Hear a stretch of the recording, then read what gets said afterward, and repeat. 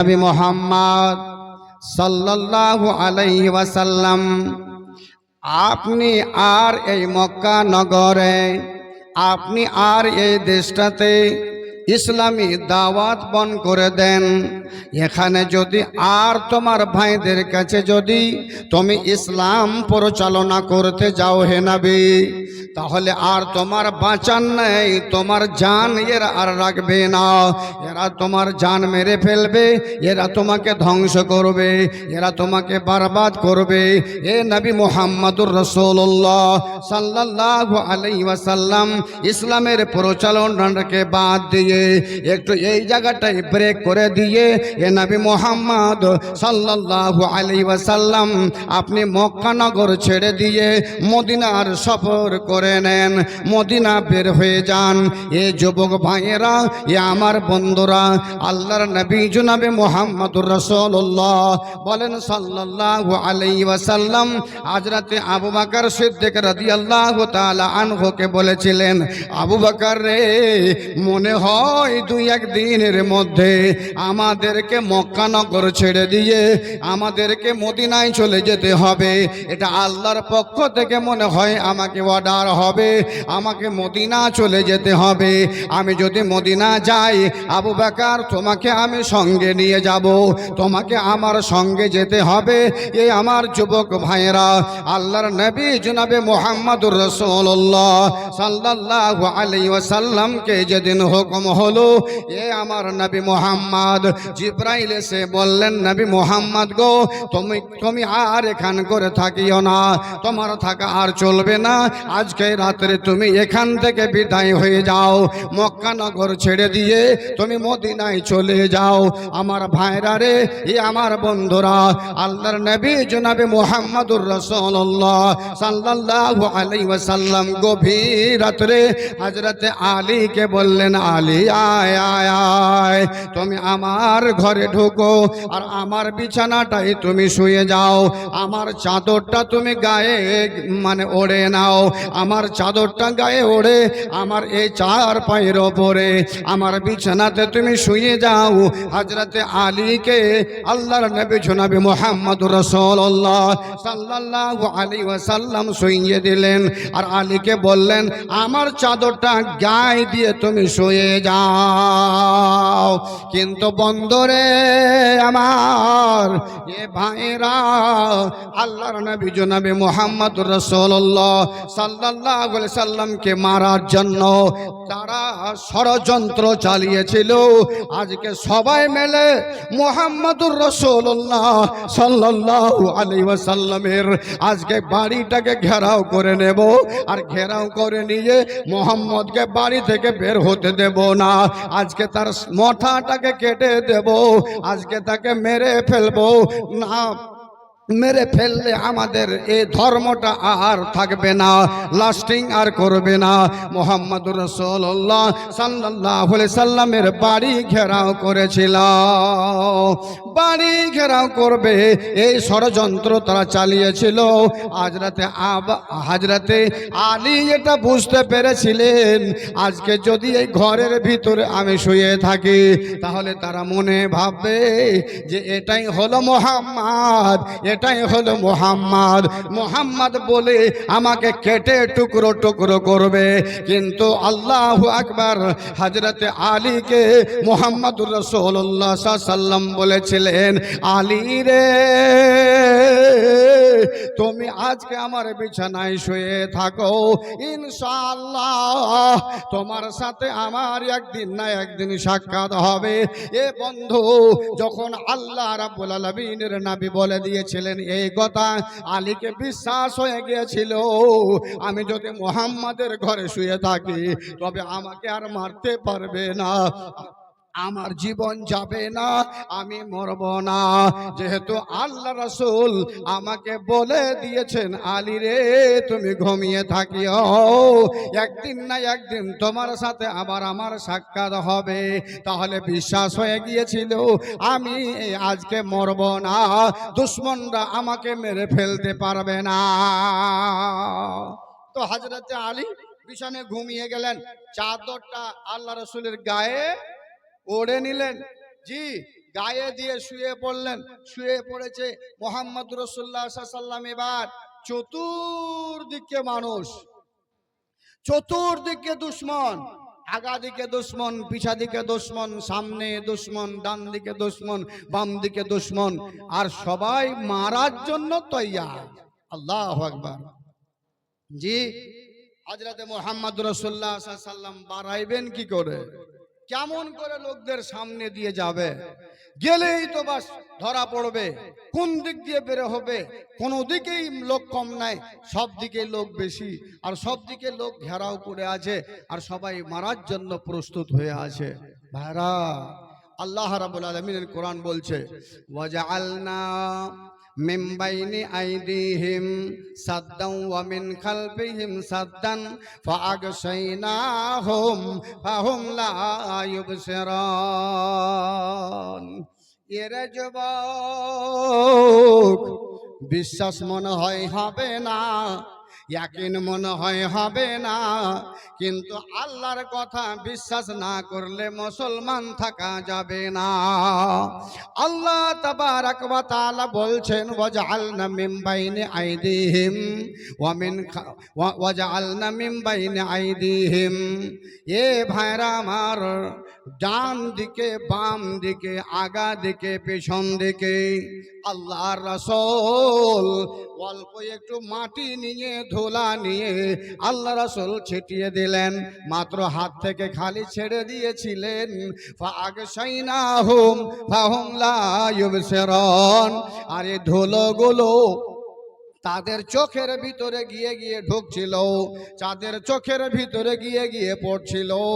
আর তারা চোখগুলোকে যখন ধুলা পড়ে তখন তারা মলতে আরম্ভ করে।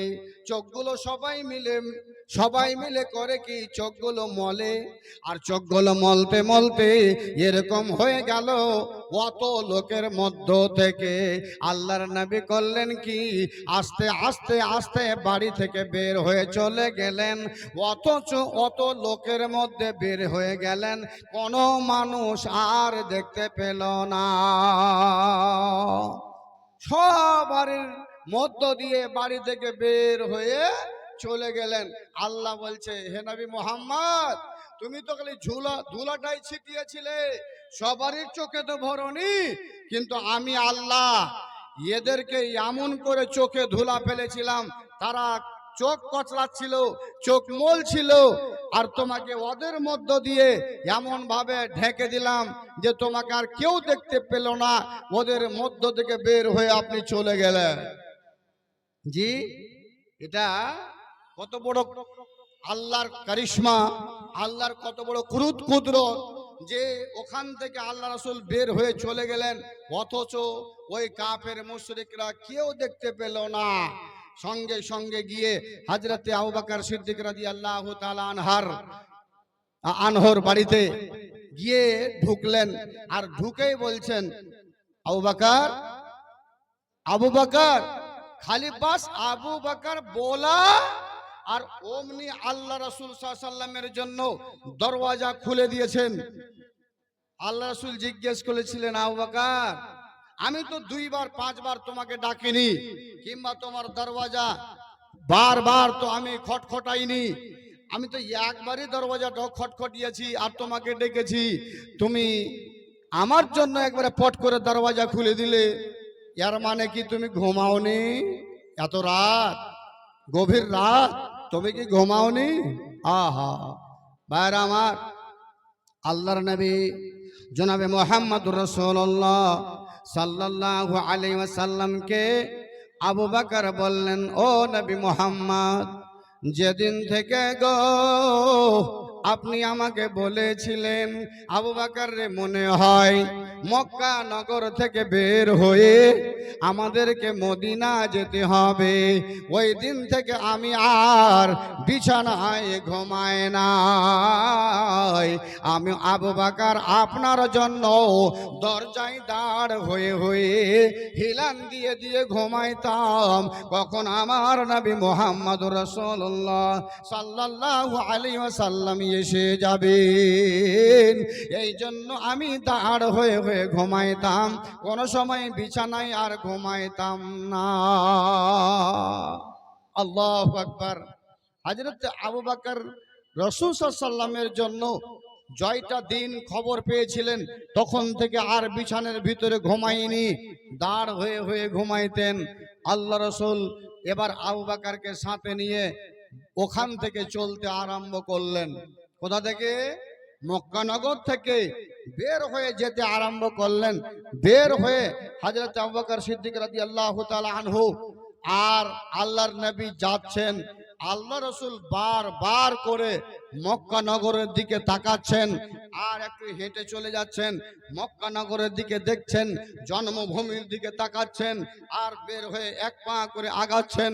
হে যুবকের দল, নিজের বাড়ি ঘর ছেড়ে দিয়ে যদি কাউকে বলে তুমি এখনই এখান থেকে চলে যাও, আর ওখানে যদি তার বিবি থাকে, ওখানে যদি তার হয়তো মাল ধন থাকে, ওখানে যদি তার আব্বা থাকে, ওখানে যদি তার ঘর বাড়ি থাকে, আর যদি তাকে হিজরত করে চলে যেতে বলা হয় তুমি দেশ থেকে পালিয়ে যাও, তুমি দেশ থেকে চলে যাও, বাড়ি ঘর ছেড়ে চলে যাও, তাহলে তার প্রাণটা, তার মনটা কেমন করে? আল্লাহ রাসূল সাল্লাল্লাহু আলাইহি সাল্লাম নিজের জন্মভূমির দিকে বারবার দেখছে আর তখন বলতে লাগলো, মক্কা নগর রে, এ মক্কা নগর, তুমি আমার জন্মভূমি, তুমি আমার জন্মভূমি। আমি তোমাকে ছেড়ে যেতে কখনো বাধ্য হতাম না, আমি তোমাকে ছেড়ে যেতাম না। আমার অত্যন্ত মহব্বতের জায়গা তুমি, তোমাকে ছেড়ে যেতাম না রে মক্কা নগর। কিন্তু আমাকে আল্লাহর পক্ষ থেকে আদেশ হয়েছে, আল্লাহ আমাকে যেতে বলেছেন বলেই আমি এখান থেকে যাচ্ছি। দ্বিতীয় নম্বর হলো, এই মক্কা নগরের মানুষেরা আমি নবী আমাকে চিনতে না পেরে আমার উপরে অন্যায় অত্যাচার চালাচ্ছে, আমাকে চিনতে না পেরে আমার উপরে কষ্ট, আমার উপরে দুঃখ দিচ্ছে, আমাকে কষ্ট দিচ্ছে, আমাকে দুঃখ দিচ্ছে। হে মক্কা নগর, এখানকার মানুষরা আমাকে চিনতে পারলো না, তাই আমাকে আজ মক্কা নগর হতে মদিনা হিজরত করে যেতে হচ্ছে। রাসূল সাল্লাল্লাহু আলাইহি সাল্লামের চোখ দিয়ে ঝরঝর করে নিজের দেশের জন্য, নিজের মাতৃভূমির জন্য, নিজের জন্মের জায়গার জন্য তিনি কাঁদছেন আর ওখান থেকে বেরিয়ে চলে যাচ্ছেন। আল্লাহু আকবার। আল্লাহ রাসূল সাল্লাল্লাহু আলাইহি সাল্লাম এবার হাঁটছেন, চলে যাচ্ছেন। হঠাৎ করে সোরাকা এ পিছনে ধাওয়া করেছিল। এই জন্য যে সেখানকার লিডারেরা বলেছিল মুহাম্মদ রাসূলুল্লাহ সাল্লাল্লাহু আলাইহি সাল্লাম তো এখন আর ঘরে নেই, ওরা ঘর ইনকোয়ারি করে ওখান করে পায়নি, হযরত আবু বকর সিদ্দিক রাদিয়াল্লাহু তাআলা আনহুকে পায়নি, ওখানে পেয়েছিল হযরত আলীকে, যে আলী বিছানে শুয়ে আছে। ভোর হয়ে গেছে, সকাল হয়ে গেছে, তখন আর দেখতে পাইছে না যে মুহাম্মদ ঘরে আছে কিনা। সবাই খবর পেয়ে নিল যে মুহাম্মদ রাসূলুল্লাহ সাল্লাল্লাহু আলাইহি সাল্লাম এখানে নেই, এখান থেকে বের হয়ে চলে গেছেন। হতভম্ব হয়ে গেল মানুষ, এত লোক পাহারা করলাম, এত লোক আমরা এখান করে সব পুলিশের মতো দাঁড়িয়ে হয়েছিলাম, মুহাম্মদ রাসূলুল্লাহ চলে গেলেন এখান থেকে কি করে? এলান হয়ে গেল যে মুহাম্মদ রাসূলুল্লাহ সাল্লাল্লাহু আলাইহি সাল্লামের মাথা কেটে এনে দেবে কিংবা মৃত্যু বডি এনে দেবে, তাকে 100 লাল উট এখান করে তাকে পুরস্কার দেওয়া হবে। এ যুবকের দল, এ ভাইরা আমার, বন্ধুরা আমার, লোকেরা বলে নবী মুহাম্মদ রাসূলুল্লাহ সাল্লাল্লাহু আলাইহি সাল্লাম ছিলেন আতঙ্কবাদ, লোকে বলে মুহাম্মদ রাসূলুল্লাহ সাল্লাল্লাহু আলাইহি সাল্লাম আতঙ্ক ছড়িয়ে গেছে দুনিয়াতে। আমি বলবে রে পাগল, তুই হসপিটালে ভর্তি হ, যেহেতু মুহাম্মদ রাসূলুল্লাহ সাল্লাল্লাহু আলাইহি সাল্লামের উপরে অন্যায় অত্যাচার চলেছে, নবী মুহাম্মদ রাসূলুল্লাহ সাল্লাল্লাহু আলাইহি সাল্লামের জান মারার জন্য তৈয়ার হয়ে গেছে। অথচ মুহাম্মদ রাসূলুল্লাহ সাল্লাল্লাহু আলাইহি সাল্লাম কোন সেনাবাহিনীকে নিয়ে তাদের সাথে লড়াই করার, তাদের সাথে প্রতিযোগিতা করার, তাদের সাথে মারামারি করার জন্য কোন পুলিশ বাহিনী নিয়ে তৈয়ার হয়নি। বাধ্য হয়ে সেখান থেকে আল্লাহর হুকুমে সেখান থেকে সে মক্কা নগরকে ছেড়ে দিয়ে, মাতৃভূমিকে ছেড়ে দিয়ে, জন্মভূমিকে ছেড়ে দিয়ে মদিনার মাটিতে চলে যেতে বাধ্য হয়েছেন। চলে গেছেন দেশ ছেড়ে, অথচ লড়াই করেনি। আর লোকেরা বলছে নবী মুহাম্মদ রাসূলুল্লাহ সাল্লাল্লাহু আলাইহি সাল্লাম তিনি ছিলেন ইসলাম ধর্মের একজন আতঙ্কবাদ। আপনাকে বলবো, আপনি হসপিটালে ভর্তি হয়ে আপনি এলাজ করেন, আপনি পাগল হতে পারেন, আপনার মাথায় বুদ্ধি নেই, আপনার মাথার ব্রেন খারাপ আছে, আর না হলে আপনি এই কথা কোনোদিনই বলতেন না। আপনার ইতিহাস জানা নেই, আপনার ইতিহাস জানা নাই, আপনার তারিখ জানা নাই। তারিখ জানা থাকলে, ইতিহাস জানা থাকলে তোমার মুখ দিয়ে এ কথা শোভা পায় না, তোমার মুখ দিয়ে বের হওয়া এ কথা কোনোদিন শোভা পায় না। আমার ভাইয়ের, আমার বন্ধুরা, আল্লাহর নবী জনাবি মুহাম্মদুর রাসূলুল্লাহ সাল্লাল্লাহু আলাইহি ওয়াসাল্লাম হযরত আবু বকরকে নিয়ে চলছেন, সেনাবাহিনী ছেড়ে দিল, মক্কার লোকেরা। আজকে মুহাম্মদ রাসূলুল্লাহ সাল্লাল্লাহু আলাইহি ওয়াসাল্লামের মরা বডি, অথচ মাথাটা যদি কেউ এনে দিতে পারো 100টা লাল উট, আর এক একটা লাল উটের দাম খুব ছিল মক্কা নগরে। মক্কার মাটিতে এক একটা উটের, লাল উটের খুব কিমত ছিল। তার কারণে এলান হয়ে গেল 100টা লাল উট দেওয়া হবে যে তার মৃত্যু বডিটা এনে দিতে পারবে। নাউজুবিল্লাহ। ভাইজান, একটা মধ্যখানে কথা বলি, সারা পৃথিবীর মানুষ যদি কেউ একটা লোককে মারার জন্য তৈয়ার হয়ে যায়, সারা পৃথিবীর, একটা নয়, 100 নয়, 1000 নয়, লাখ নয়, কোটি নয়, সারা পৃথিবীর মানুষ যদি আপনাকে মারার জন্য তৈয়ার হয়ে যায়, আর আপনাকে যদি আল্লাহ বাঁচায়, আপনাকে যদি আল্লাহ বাঁচায়, সারা পৃথিবীর মানুষ আপনার একটা আঙ্গুল বেঁকা করতে পারবে না। এমনকি আপনাকে বলে যেতে চাইছি, একটা চুল বেঁকা করতে পারবে না যদি আল্লাহ আপনাকে বাঁচায়। ভাইয়ের আমার, সুরাকা ওই ইনামের কথা শুনে, পুরস্কারের কথা শুনে ঘোড়া চালিয়ে দিল, আর আল্লাহ রাসূল আগে আগে যাচ্ছে, আর পিছন পিছনে সুরাকা চলতে চলতে কাছাকাছি মোহাম্মদকে ধরবে, মোহাম্মদকে আটকাবে, এরকম কাছাকাছি হয়ে গেছে। আর ওই সময়তে সুরাকার ঘোড়ার দুটো পা মাটির ভিতরে ধসে গেল। মাটির ভিতরে যখন ধসে গেল, সুরাকা সঙ্গে সঙ্গে নেমে গেল কিংবা পড়ে গেল। তারপরে তখন তার ঘোড়াটাকে মারামারি করছে, ঘোড়াটাকে আরো উঠাউঠি করছে। উঠ শালা পাগল ঘোড়া, তুই কেন এরকম করছিস? আজকে তো বিরাট একটা পুরস্কারের আমার কাজ আছে, বিরাট একটা ইনামের তো আমার কাজ আছে। আমি তো কোন রকম করে মোহাম্মদকে ধরতে পারলে 100টা লাল উট পাচ্ছি, আর এই কাজটা হবে আমার দ্বারা। আমি তার জিম্মেদার হয়েছি, আমি সেটা জিম্মা নিয়েছি। চল, উঠ। আবার ঘোড়া উঠে না। মোহাম্মদ রাসূলুল্লাহ সাল্লাল্লাহু আলাইহি ওয়াসাল্লামকে বলছেন, হে মোহাম্মদ বিন আব্দুল্লাহ, আমি একটু বিশ্বাস তো আপনাকে করছি, আপনি একজন আল্লাহ রাসূল, আপনি আমাকে ক্ষমা করে দিন, আপনি আমাকে মাফ করে দিন, আমার ঘোড়াটা যেন উঠে যায়, আমি আর আপনার দিকে যাচ্ছি না। সুরাকা যখন এই ওয়াদা করা, এই কথা যখন বলা, মুহাম্মদ রাসূলুল্লাহ সাল্লাল্লাহু আলাইহি ওয়াসাল্লাম বললেন, যাও, তোমাকে ছেড়ে দিলাম, যাও, তোমাকে আমি ক্ষমা করে দিলাম। হায় হায় হায় হায়, যে লোকটা মারতে যাচ্ছে, যে লোকটা কাতাল করতে যাচ্ছে, যে লোকটা একবারে তার জানটাকে মেরে দিয়ে মাথাটাকে 2 খণ্ড করে দেবে বডি থেকে, এরকম লোকটাকে আল্লাহ রাসূল সাল্লাল্লাহু আলাইহি ওয়াসাল্লাম ক্ষমার নজরে দেখছেন। ও আল্লাহ রাসূল সাল্লাল্লাহু আলাইহি ওয়াসাল্লাম তাকে ক্ষমার নজরে দেখে তাকে মাফ করে দিচ্ছেন। আর এই লোকটাকে লোক বলছে যদি আতঙ্কবাদ, তাহলে কেমন করে বরদাস্ত হয়? এই লোকটাকে যদি বলে পাগল, তাহলে কেমন করে বরদাস্ত হয়? রাসূল সাল্লাল্লাহু আলাইহি ওয়াসাল্লাম বললেন, যা, তোকে ক্ষমা করে দিলাম, যা, তোকে মাফ করে দিলাম, যাও, আর আসবে না, আমার পেছনে আর ধাওয়া করিস না। যুবকের দল রে, যখন ঘোড়া আবার উঠে গিয়েছে, রাসূল চলছেন, পেছন থেকে সুরাকা আবার ঘোড়াটাকে তাড়িয়ে নিয়ে গিয়ে রাসূলের পিছনে পৌঁছে গিয়েছে। যখন পৌঁছে যাওয়া, তখন আল্লাহ রাসূলের সাহাবা হযরত আবু বকর বলছেন, নবী গো, আপনি তো পিছনে ঘুরে দেখেন না, আমি বারবার দেখছি সুরাকা হুই হুই হুই হুই করে ঘোড়া তাপিয়ে চলে আসছে। এই দেখেন পিছনে চলে এলো, এখন মনে হয় ধরে নেবে, এখন মনে হয় আমাদের বাঁচাবে না। কিন্তু আল্লাহ রাসূল বলেছিলেন, ওয়াইদ ক্বালা লিসাহিবিহি লা তাহজান ইন্নাল্লাহা মানা, আবু বকর রে, ভয় পেও না, আবু বকর রে, ডর করিও না, আমি নিজের মনে এই মক্কা ছেড়ে যাই না, আমি আল্লাহর আদেশে মক্কা ছেড়ে যাচ্ছি। এতটা তুমি দিলের ভিতরে বিশ্বাস রাখো রে আবু বকর, এই মুহূর্তে আল্লাহ আমাকে মারবে না, আল্লাহ আমাকে ধ্বংস করবে না, আল্লাহ আমার কাছ থেকে আরো কাজ নেবে, আল্লাহ আমার কাছ থেকে আরো ইসলামের কাজ নেবে, আল্লাহ ধর্মের কাজ নেবে। তাই বলে আমাকে এখান থেকে অর্ডার হয়েছে, এ আবু বকর লা তাহজান, ভয় পেও না, ডর করিও না। আল্লাহু আকবার।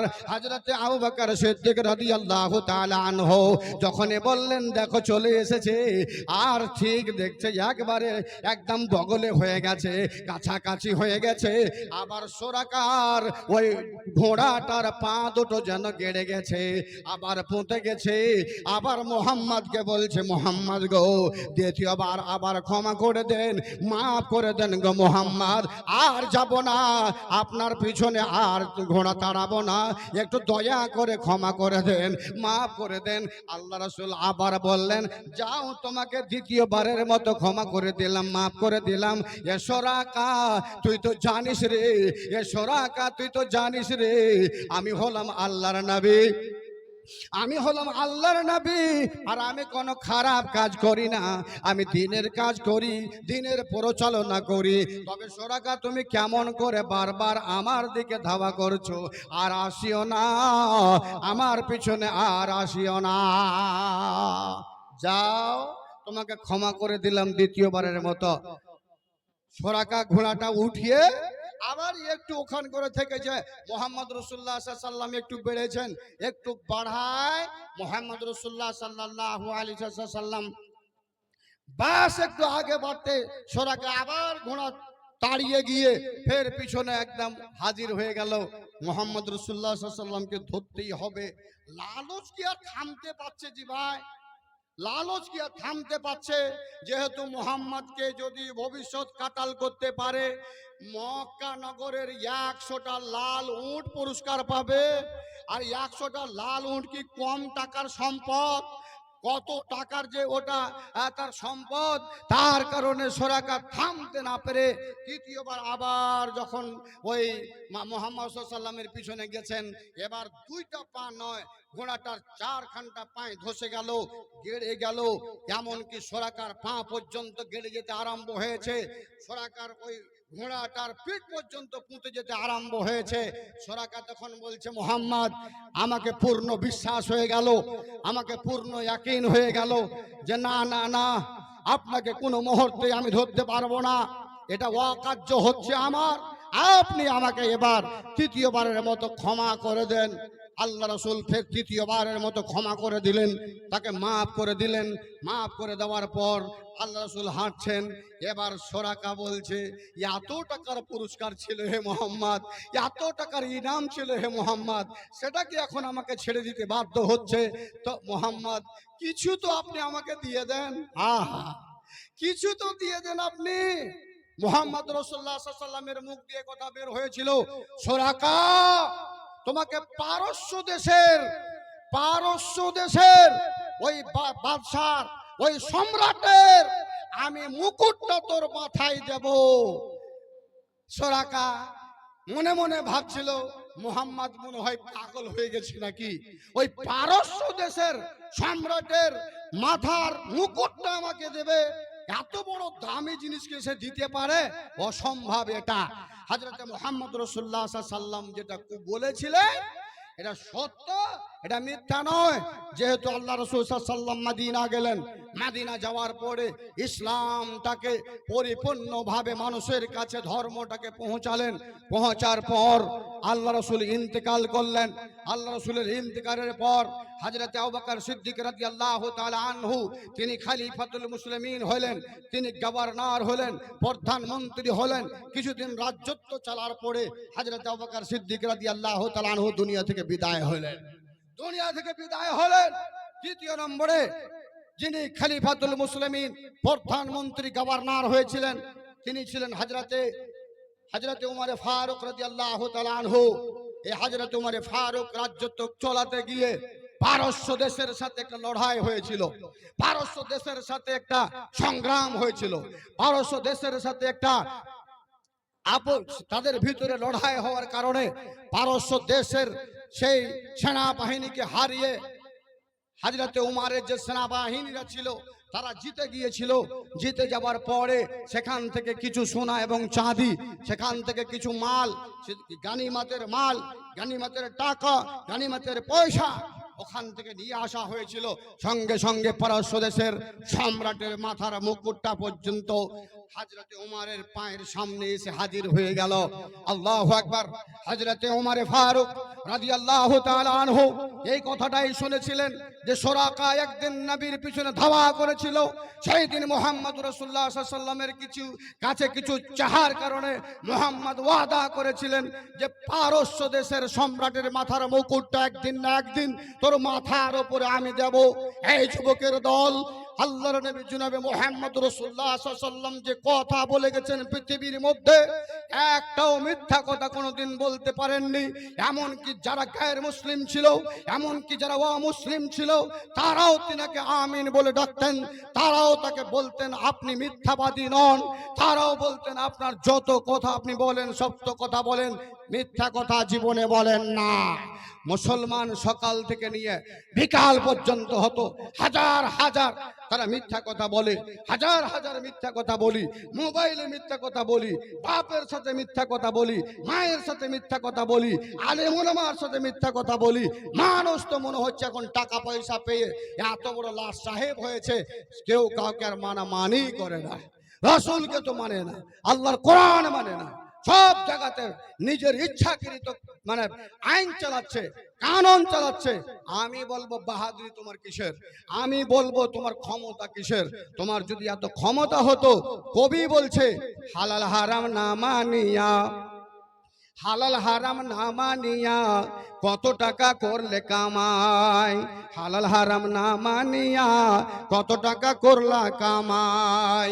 আরে এত টাকা রাখবি কোথায়, এত টাকা রাখবি কোথায়, কাফনেতে পকেট নাই, এত টাকা রাখবি কোথায়, কাফনেতে পকেট নাই। ওরে টাকা পয়সা লইয়া কি কেউ, আরে টাকা পয়সা লইয়া কি কেউ কবরে গেছে, টাকা পয়সা লইয়া কি কেউ কবরে গেছে। কি জবাব দিবি রে বান্দা ওই আল্লাহর কাছে, কি জবাব দিবি রে বান্দা ওই আল্লাহর কাছে। টাকা হালাল হারাম না মানিয়া কত টাকা করলি কামাই, এত টাকা রাখবি কোথায়, এত টাকা রাখবি কোথায়, কাফনেতে পকেট নাই। ভাইয়া করো না তুমি কোটি টাকার কামায়, কোটি টাকা কামাও না, কিন্তু টাকা তোমার যতদিন পর্যন্ত তুমি কামিয়ে রেখেছো ততদিন পর্যন্ত তোমার কাছে, যেদিন তোমার মরণ হয়ে যাবে এটা জেনে রাখিও তোমার কাফনের ভিতরে কোনো পকেট নাই যে এই দিকে কিছু এই দিকে কিছু কবরের ফেরেশতাকে ঘুষ দেওয়ার জন্য তুমি নিয়ে যাবে। এটাও জেনে রাখো কবরের ফেরেশতা কোনোদিন ঘুষ খায় না। এটাও জেনে রাখো কবরে কোনোদিন ফেরেশতা ঘুষ খাবে না। এটাও জেনে রাখো জাহান্নামের ফেরেশতা ঘুষ খাবে না। এটা জেনে রাখো জান্নাতের ফেরেশতা কোনোদিন ঘুষ খাবে না। যদি ঘুষ খাবে তাহলে এখনকার এই দেশের মানুষ খায়, সুদ যদি খায় তাহলে দেশের মানুষ খায়। কিন্তু ভাই কবরে হাসরে জান্নাতে জাহান্নামে এগুলো তো ঘুষ চলবে না, ঘুষ আপনার দুনিয়ায় চলছে। বলছিলাম যে আল্লাহর নবী জনাবে মুহাম্মদ রাসূলুল্লাহ সাল্লাল্লাহু আলাইহি ওয়াসাল্লামের সাহাবা হযরতে ওমর ফারুক রাদিয়াল্লাহু তাআলা আনহু উনি যখন জিতে গেলেন, এই পারস্য দেশের সম্রাটের সেনাবাহিনীর সাথে যুদ্ধ করে যখন জিতে গেলেন আর গানিমতের মালগুলো যখন চলে এলো, তখন কিন্তু হযরতে ওমর ডেকে পাঠালেন কাউকে দিয়ে, যাও সোরাকাকে ডেকে নিয়ে এসো। আল্লাহু আকবার। কাকে ডেকে নিয়ে এসো? সোরাকাকে ডেকে নিয়ে এসো। সোরাকাকে ডেকে আনা হলো। সোরাকা বুড়িয়ে গিয়েছেন, বয়সপ্রাপ্ত হয়ে গেছেন, মাজা হিলে না, হাঁটতে পারে না, দাড়ি মুছ পেকে গিয়েছে। এই মতো অবস্থায় তাকে ডেকে আনা হলো। আর ডেকে আনার পর ওই সম্রাট দেশের, ওই পারস্য দেশের সম্রাটের মাথার মুকুটটাকে ওখান থেকে উঠিয়ে নিয়ে তখন তার মাথাতে পরিয়ে দেওয়া হলো আর বলা হলো, ও সরাকা শোনো, আল্লাহর রসুল যে কথা বলেন সেটা মিথ্যা নয়, সেটা হলো সত্য। তোমাকে সেই দিন বলেছিল, যা রে সরাকা, একদিন না একদিন পারস্য দেশের সম্রাটের মাথার মুকুটটাকে তোর মাথায় পরিয়ে দেব, যা। তুমি সেদিন মনে ভেবেছিলে পাগলের মতো কথা বলছে, কিন্তু আজ সে ওদা তোমার পূরণ হয়ে গেল। আর আমার বন্ধুরা, আমার হযরত মুহাম্মদ রাসূলুল্লাহ সাল্লাল্লাহু আলাইহি সাল্লাম বড় দুঃখ করে কষ্ট করে মক্কা নগর থেকে হিজরত করে মদিনার মাটিতে গিয়েছিলেন। হযরতে আমর ইবনে আস রাদিয়াল্লাহু তাআলা আনহু ইনি হিজরত করে মদিনার মাটিতে গিয়েছিলেন। আর মদিনার মাটিতে যাওয়ার পরে আল্লাহ রাসূলের সাথে সাক্ষাৎ করে হযরত আমর ইবনে আস রাসূলুল্লাহ সাল্লাল্লাহু আলাইহি সাল্লামকে বলেছিলেন, হে রাসূল, আপনার সাথে আমি বায়াত করব, আপনার হাতে হাতে হাত মিলাবো, আপনার হাতে হাতে হাত মিলিয়ে আমি আজ মুসলমান হব। হে রাসূল সাল্লাল্লাহু আলাইহি সাল্লাম, হাতটা একটু বাড়ান। হাতটা বাড়িয়েছেন আল্লাহ রাসূল, আর অমনি হযরতে আমর ইবনে আস রাদিয়াল্লাহু তাআলা আনহু হাতটাকে টেনে নিলেন। হাতটাকে টেনে নিলেন। যখনই হাতটাকে টেনে নেওয়া, হযরতে মুহাম্মদ রাসূলুল্লাহ সাল্লাল্লাহু আলাইহি সাল্লাম বললেন, হে আমর ইবনে আস, তুমি এরকম কেন করছো ভাই? তুমি কেন এরকম করছো? হাতটাকে বাড়িয়ে তুমি হাতটাকে টানলে কেন? কিছু বল না। আল্লাহ রাসূল সাল্লাল্লাহু আলাইহি সাল্লামকে বলছেন, আবার একটু হাতটা বাড়ান। হযরতে আমর ইবনে আস আবার দ্বিতীয়বার হাতটাকে বাড়িয়েছেন। যখনই হাতটাকে বাড়া, আমর ইবনে আস রাদিয়াল্লাহু তাআলা আনহু উনি আবার হাতটাকে টেনে নিলেন। হাতটাকে যখন টেনে নেওয়া সঙ্গে সঙ্গে আল্লাহ রাসূল সাল্লাল্লাহু আলাইহি সাল্লাম বললেন, আমর ইবনে আস রে, তুমি আমাকে এইভাবে ধোঁকা কেন দিচ্ছ বন্ধু? এইভাবে কেন তুমি আমাকে বারবার ধোঁকা দিয়ে হাতটা টেনে নিচ্ছ? কারণটা কি তুমি বলো? হযরতে আমর ইবনে আস রাদিয়াল্লাহু তাআলা আনহু তৃতীয়বার আবার বললেন, রাসূল গো, এবার আপনি হাতটাকে বাড়ান, এবার আপনার সাথে আমি হাতে হাত মিলিয়ে বায়াত করব। হাতটা বাড়ান। তৃতীয়বার হাতটা বাড়িয়েছেন। যখনই হাতটা বাড়া, আর অমনি আবার হাতটাকে টেনে নিলেন। হাতটাকে যখন টেনে নেওয়া, আল্লাহ রাসূল সাল্লাল্লাহু আলাইহি সাল্লাম মনে মনে ভাবলেন, আমার সাথে কি আমর ইবনে আস মজাক করছে রে? তিনবার আমি হাতটাকে বায়াত করার জন্য বাড়ালাম, অথচ আমার সাথে আমর ইবনে আস রাদিয়াল্লাহু তাআলা আনহু উনি বায়াত না করে হাতটাকে বারবার করে টেনে নিচ্ছে। আল্লাহু আকবার। হযরতে আমর ইবনে আসকে জিজ্ঞেস করলেন, এ আমর ইবনে আস, তোমার মনের মন্তব্য কি বলবে না?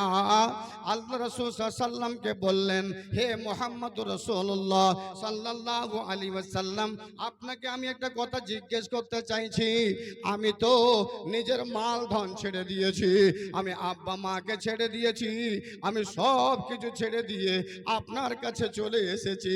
তাহলে একটা কথা জিজ্ঞেস করি, এ যুবকের দলেরা, মায়ের কথা জিজ্ঞেস করলো না, আব্বার কথা জিজ্ঞেস করলো না, স্ত্রীর কথা বললো না, বেটা বেটির কথা বললো না, জমিন জায়গার কথা বললো না, কোনো কথা না বলে সরাসরি বলছেন, আল্লাহর নবী গো, আমি যে এসব ছেড়ে দিয়ে ইসলাম ধর্মতে চলে আসবো, ইসলাম ধর্মতে চলে এসেছি, আমার গুনাহগুলো, আমার পাপগুলো, এগুলো মোচন হবে কি না, এগুলো আমার শেষ হবে কি না?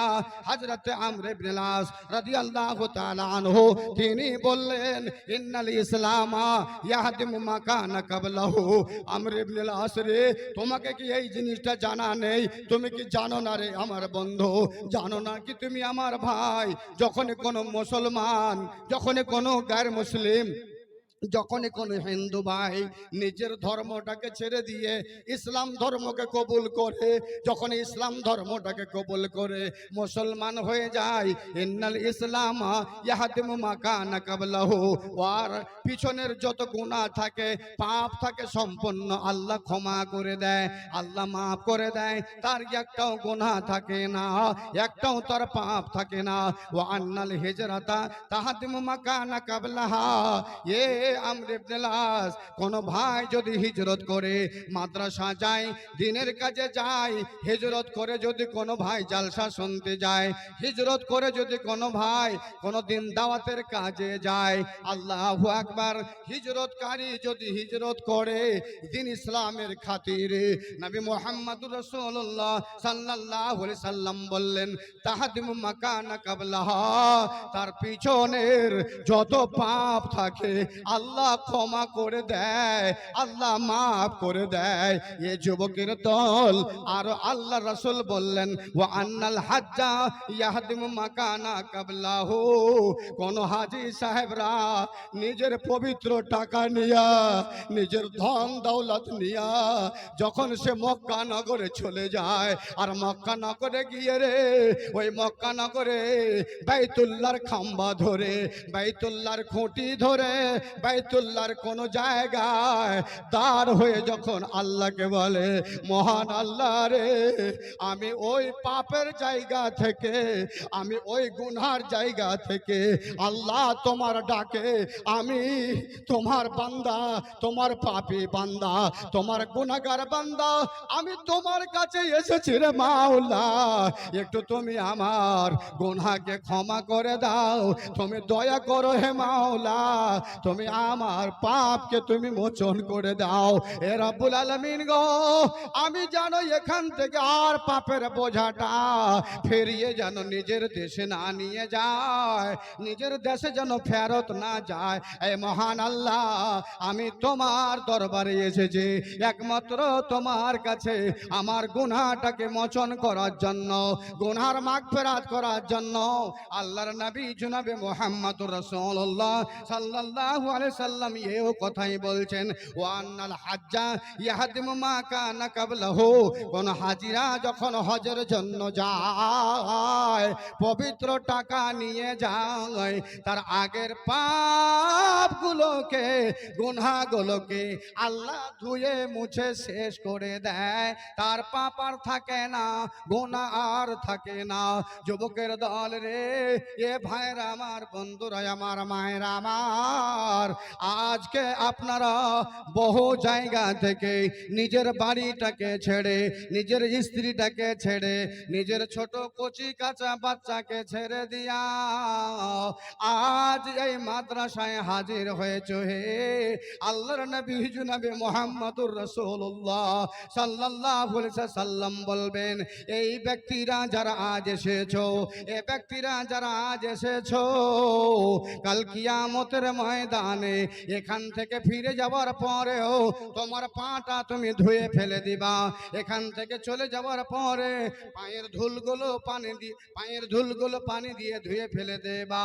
কিন্তু যুবকের দল, এটা স্মরণে রাখো, এটা মনে রাখো, হে কাল কিয়ামত দিবসে যেমনি ভাবে আজ ধুলা লাগিয়ে এসেছেন, যেমন ভাবে ধুলা লাগিয়ে বাড়িতে যাবেন, আল্লাহর নবী বলেছেন কাল কিয়ামত দিবসে পাগুলো তাদের অমনি ভাবে থাকবে আর ধুলো মাটি লেগে থাকবে।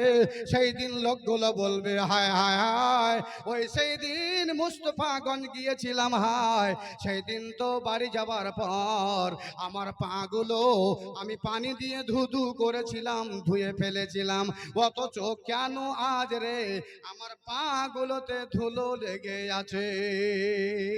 এ যুবক, আল্লাহ সেদিন দেখাবে, দেখ রে দেখ, এ জালসা সোনা মোস্তফাগঞ্জের লোকেরা, তোমার পায়ে দেখো সেই দিনকার ধুলো মাটি লেগে আছে। তাই সবকে ছেড়ে এসেছেন মাদ্রাসার সাড়াতে, সবকে ছেড়ে এসেছেন মাদ্রাসার মহাব্বতে। আল্লাহর কোরআন বলে কুল ইন কুনতুম তুহিব্বুনাল্লাহ ফাত্তাবিউনি ইউহিব্বুকুমুল্লাহ ইয়াগফির লাকুম যুনুবাকুম। এ পৃথিবীর মানুষ, আল্লাহ বলছেন মুহাম্মদ আপনি মানুষজনকে একটু বলে দেন, তারা যদি মহাব্বত আল্লাহর সাথে করতে চায়, তারা যেন রাসূলকে ভালোবাসে। আজ রাসূল নাই রে নাই, আজ রাসূলকে কোথায় পাবেন দেখা যায় না। আমার মন চায় উড়ে যেতে সোনার মদিনা, আমার মন চায় উড়ে যেতে সোনার মদিনা। আমার পাখা নাই রে, আমার ডানা নাই রে, কেমনে যাব উড়ে আমি সোনার মদিনা, কেমনে যাব সোনার মদিনা। আমার মন চাই রে উড়ে যেতে সোনার মদিনা। যুবকের দল, এ আমার ভাইয়েরা, আজ আপনারা এখানে এসেছেন সবকে আলোক করে দিয়ে, আলাদা করে দিয়ে, নবীকে দেখতে পাবো না। নবীর ওয়ারিস আলেম ওলামা, নবীর ওয়ারিস বক্তা, নবীর ওয়ারিস মাদ্রাসার ছাত্র, নবীর ওয়ারিস মাদ্রাসার হাফেজরা, নবীর ওয়ারিস মাদ্রাসার আলেমেরা, যারা দ্বীনি শিক্ষা দেয়, যারা দ্বীনি শিক্ষা নেয়। মান তাআল্লামাল কুরআনা ওয়া আল্লামা খায়রুকুম মান তাআল্লামাল কুরআনা ওয়া আল্লামা। এর পৃথিবীতে কে ভালো হতে পারে? পৃথিবীতে কে ভালো হতে পারে? দোকানদার ভালো নয়, খেতিবাড়ি করা লোকগুলো ভালো নয়, ওরে দেশের মানুষরা যারা ব্যবসা করে এরা ভালো নয়। আল্লাহ রাসূল বলছেন ভালো তো ওরাই, ভালো তো ওরাই, ভালো তো ওরাই। খায়রুকুম মান তাআল্লামাল কুরআনা ওয়া আল্লামা। যারা কোরআন হাদিসের শিক্ষা করে, যারা কোরআন হাদিসের শিক্ষা দেয়, এরাই তো হলো ভালো। এই যুবক, তাই মুহাম্মদ রাসূলুল্লাহ সাল্লামের প্রেমে পড়ে আজ আপনারা মাদ্রাসায় এসেছেন। কোন ভাই রে একজন এই রকম হবেন যে ভাই বলবেন মাওলানা আপনি আমাদের দেশে অনেকবার এসেছেন, দেখেছি, হাতে কিছু টাকাও দান দিয়েছি। আজকেও আমি মাওলানা আজিজুর রহমান আপনাদের জন্য দোয়া দেব, আপনাদের জন্য দোয়া করব। কোন ব্যক্তি রে 10,000 টাকা, 5,000 টাকা, 3,000 টাকা, 2,000 টাকা, 1,000 টাকা নিয়ে এসে এই নবীওয়ালা মাদ্রাসায়, যেখানে আলেম তৈরি হবে, হাফেজ তৈরি হবে, কোরআন ও হাদিসের পড়া হয়, সেখানে দান দিবেন। আল্লাহর কাছে